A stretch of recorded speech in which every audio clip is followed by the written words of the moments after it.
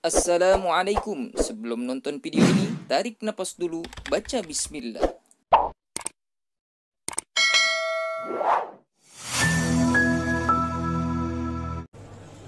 Wa qawluhu la yanqati, kalimat musannif pengarang kita ini mengatakan la yanqati, tidak terputus. Itu ihtirazun anil waqfil munqati'il akhir, yaitu menghindari dari wakaf munqati akhir, maksudnya yang terputus akhirnya. Seperti misalnya ini, waqaftu hadza ala Zaidin tsumma naslihi, saya wakafkan harta pesantren ini kepada si Zaid dan keturunan si Zaid. Tapi dia enggak nambahin untuk fuqara masakin, enggak begitu tuh. Maka di sini tidak menambahkan. Ini ada dua pendapat. Pertama mengatakan wa fihi tariqani, di dalam kalimat tadi saya wakafkan pesantren ini untuk anak saya mutawalli dan keturunan mutawalli, tapi saya nggak nyebut dan kepada fuqara dan masakin, nggak ngomong itu. Maka dua pendapat. Pendapat pertama mengatakan batilun, itu hukumnya batal. Mengapa batal? Karena begini, kepada mutawali saya berwakaf, dia mutawali masih hidup. Suatu saat mutawali misalnya dia sudah tua, kemudian dia meninggal dunia, ada anaknya. Ya kalau dia misalnya anaknya menjalankan wakaf itu, tiba-tiba dia meninggal, habis keturunannya, habislah sudah. Dan saya ketika berwakaf tidak mengatakan dan kepada orang fuqara masakin, berarti sudah sampai situ dulu. Ini batal, batil namanya. Batil itu namanya ya jelek, nggak sah. Itu yang pertama. Tapi pendapat yang kedua dinyatakan bahwa wahwal ladzi masyaalahil musannif, yang ini sejalan dengan pendapat pengarang kita ini, ya. Abu Syuja mengatakan sama pendapatnya dengan pendapat yang mengatakan nggak sah tadi, kalau dia berwakaf untuk anaknya dan untuk keturunannya, tapi tidak ditambahin dengan kalimat untuk fuqara masakin.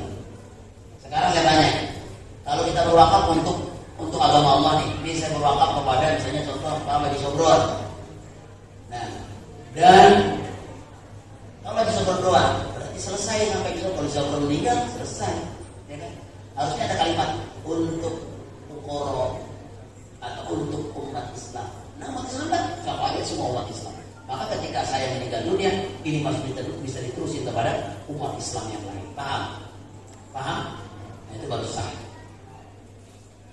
Akan tetapi lakinna, pendapat kedua mengatakan ar-rajih, yang menyatakan pendapat itu adalah as-sihhatu, yaitu sah. Walaupun tadi itu tuh saya wakafkan tanah ini kepada Haji Sobron misalnya, maka itu tetap sah. Pendapat yang paling kuat justru itu mengatakan sah.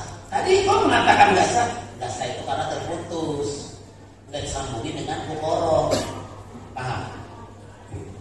Jadi kalau yang kedua, walaupun nggak disambung kepada fuqara, yang penting kan ini orangnya yang terima ada, maka sah. Pendapat yang terkuat sah hukumnya.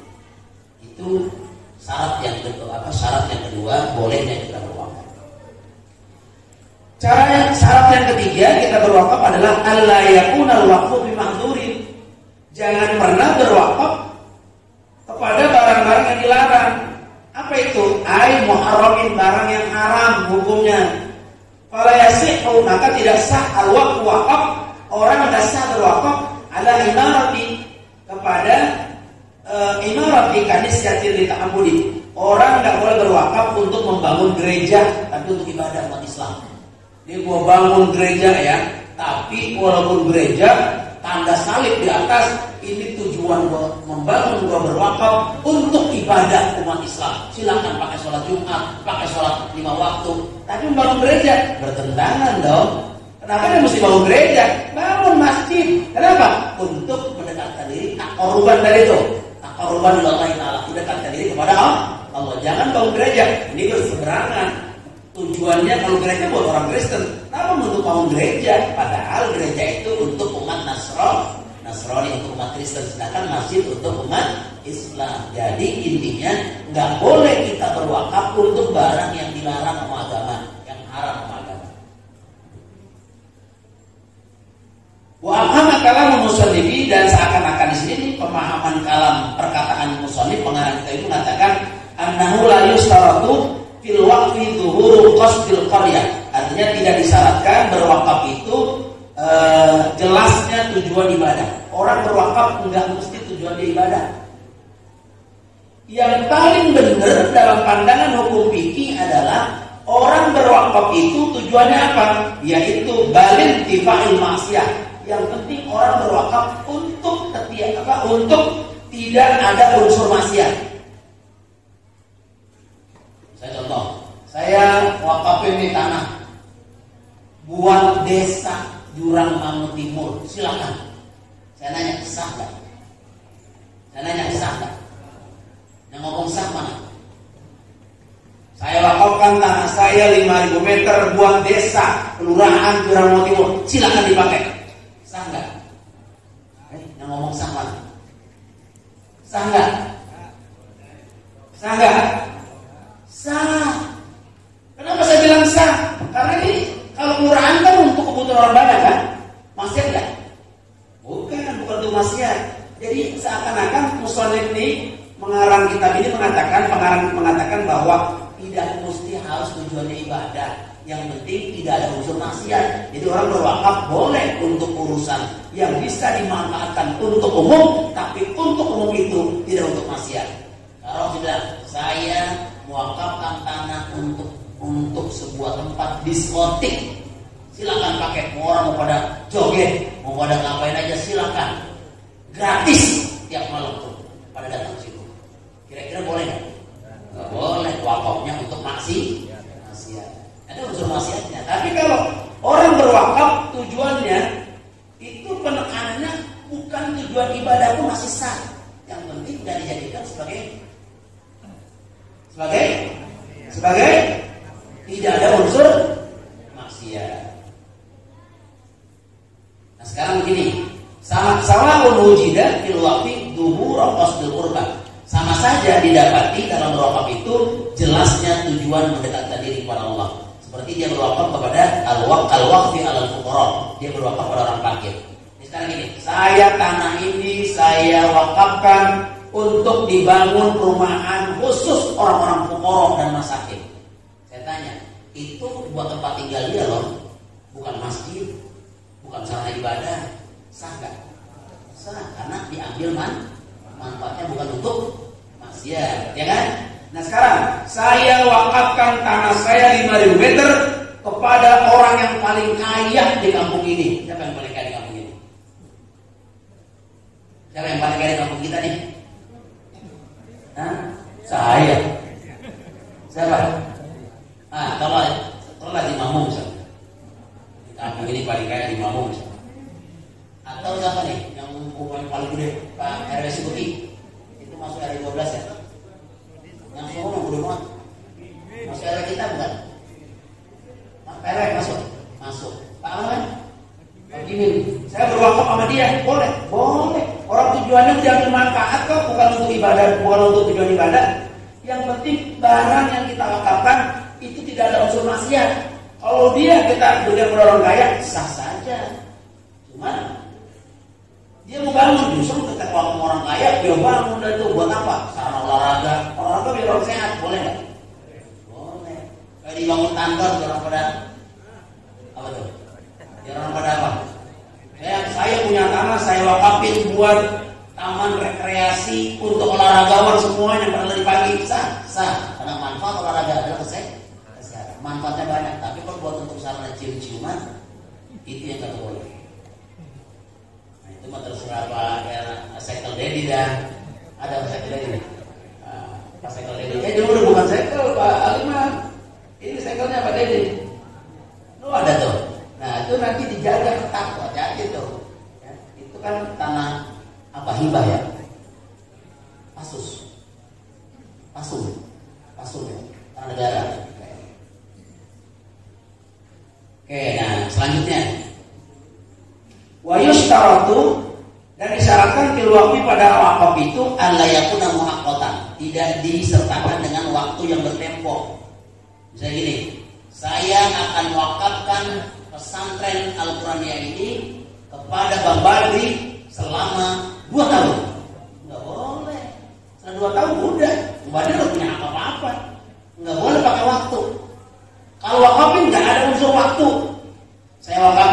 Kamu 15 tahun, setelah 15 tahun balikin lagi sama saya. Itu bukan wakaf namanya. Wakafan namanya, nggak boleh bertempo. Apalagi, yaitu yang kedua, wa alla yakuna mu'allaqan, jangan juga wakaf itu dikait-kaitkan, digantungkan. Gini misalnya, idza ja'a rasul syahri faqad waqaftu kada.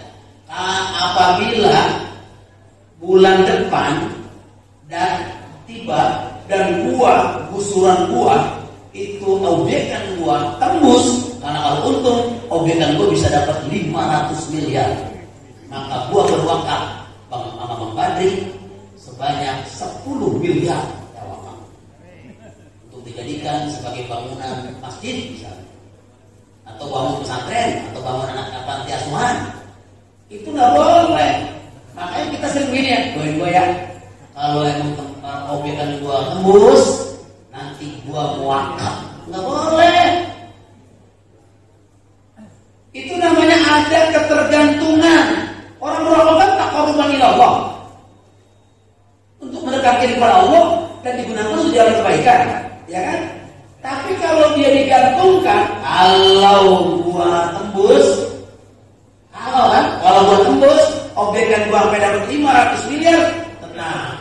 Lu gua wakafin sebanyak 10 miliar buat pesantren. Lu mau bocor lagi wirid gue, tiap malam wirid biar dapat. Hari Minggu dikasih. Waalaikumsalam. Bagaimana hasilnya? Ya, boro-boro. Kalau dijanji kesian kan? Katanya mudah-mudah wirid sampai kuat, mudah berburuh. Jadi nggak boleh dikaitkan dengan apa? Dengan ketergantungan, nggak boleh. Nggak boleh, ya. Wa huwa ay al-waqfu ala ma syarata al-waqifu, wakaf harus sesuai disyaratkan oleh pewakif. Misalnya gini, wakif itu pewakaf harus mensyaratkan. Mensyaratkan apa? Pertama, min taqdimin, mendahulukan atas orang yang terima wakaf. Misalnya gini, saya wakafkan harta saya ini kepada anak-anak saya. Ingat ya, beda wakaf sama warisan. Dengar ini, wakaf sama waris beda. Kalau wakaf, orang tuanya ngasih ke anak dengan bahasa kata-kata wakaf. Saya wakafkan harta saya, ya, tanah saya misalnya, yang diperigi misalnya, atau yang dicapung misalnya. Saya wakafkan tanah yang dicapung untuk anak saya Muhammad Mutawalli Zayyan. Itu namanya wakaf. Kalau itu wakaf, berarti ingat, berarti ini bukan warisan. Paham itu? Paham? Ketika orang tuanya mati, ini baru. Tapi yang udah diwakafkan tadi nggak bisa ditarik lagi. Sisanya berapa? 5.000 meter yang belum dibagi. Nah, itu baru bagi-bagi. Terus yang udah nerima wakaf dapat. Mengapa dapat? Kan dia tadi dapat wakaf, bukan dapat warisan. Paham? Itulah bedanya. Kalau wakaf yang nyerahin masih hidup, yang nerima juga masih hidup. Kalau warisan yang memiliki harta udah mati, bagikan kepada anak-anaknya. Gitu. Sebenarnya dia takdim itu maksudnya yang mewakafkan itu mensyaratkan gua dahulukan. Contoh misalnya gini, saya wakafkan kepada anak-anak saya yang lebih wara, yang lebih alim, yang lebih pintar di antara mereka.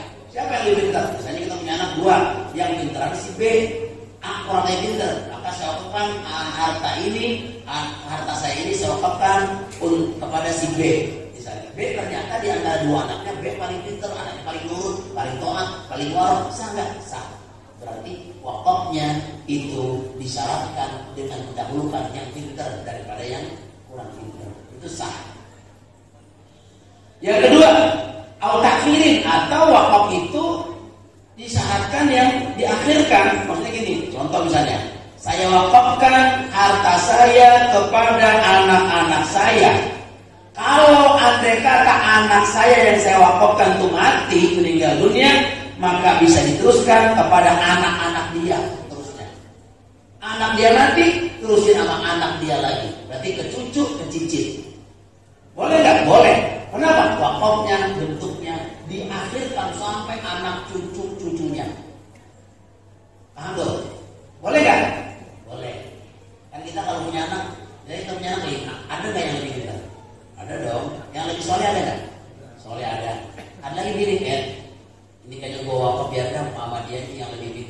dia mah bisa ngurus. Hak dia dong, kan dia lebih pintar. Diri itu pesantren, bawa wakafin nama lu sebagai anak yang diantara 5 lu yang paling pintar, karena lu mau gua santrenin, lu mau bisa baca Quran, lu bisa baca kitab kuning, wawasan agama luas, maka wakafkan sama lu. Siapa dia? Misalnya si Ahmad. Diwakafkan sama dia. Itu bukan warisan. Itu wakaf yang mesti diurus. Paham?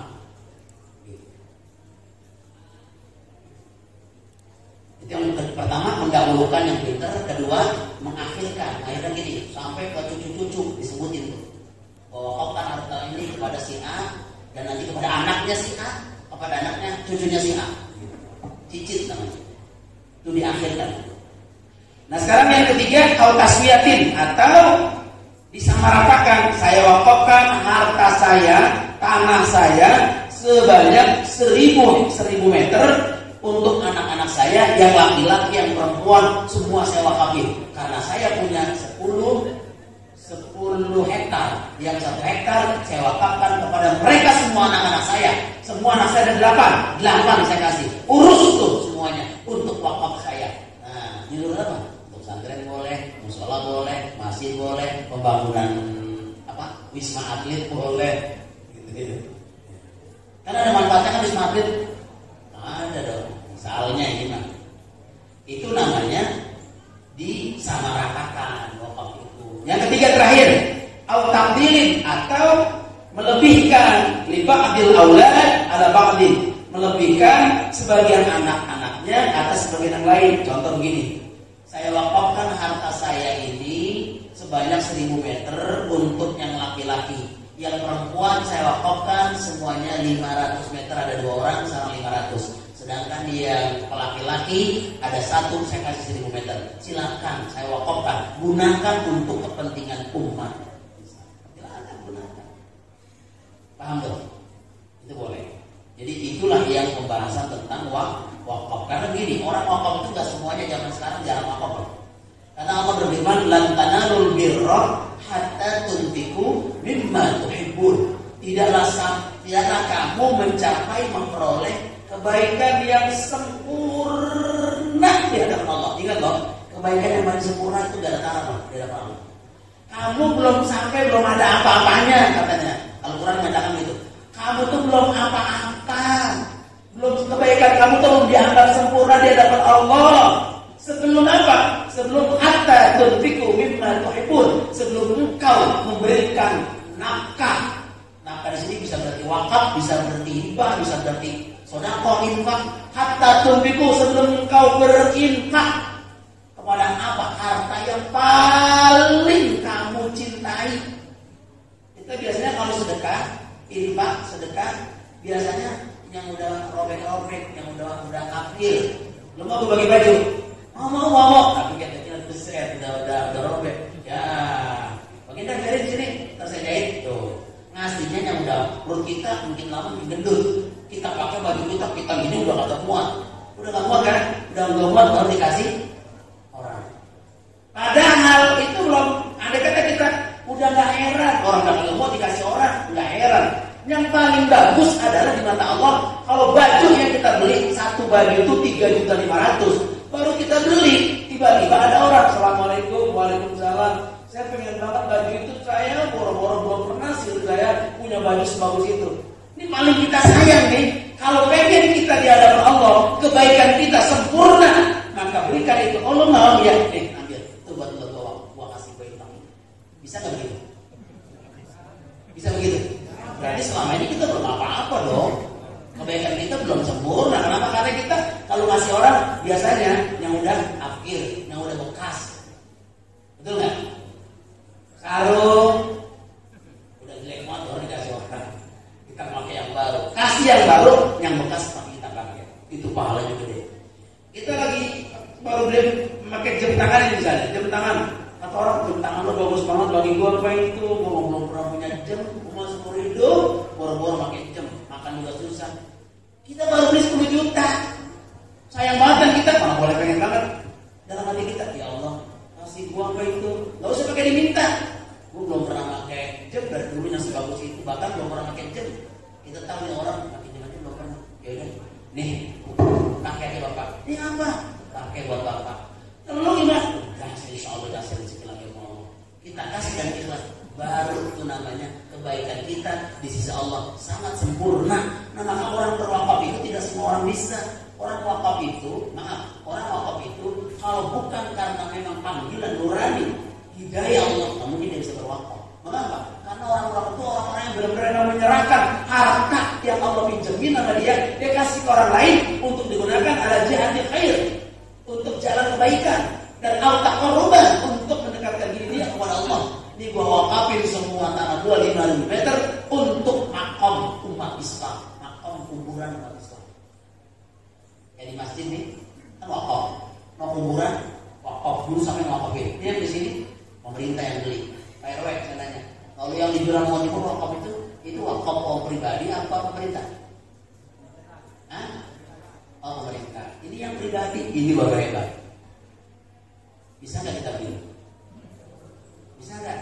Yang kita paling sayang itu tanah luasnya dapat itu 10.000 meter. 1 meter 1 hektar kita wakafin itu berapa? 500 meter. Buat apa? Buat masjid. Ini baru kebaikan kita insya Allah begitu sempurna. Kalau belum begitu jangan ngomong orang baiknya.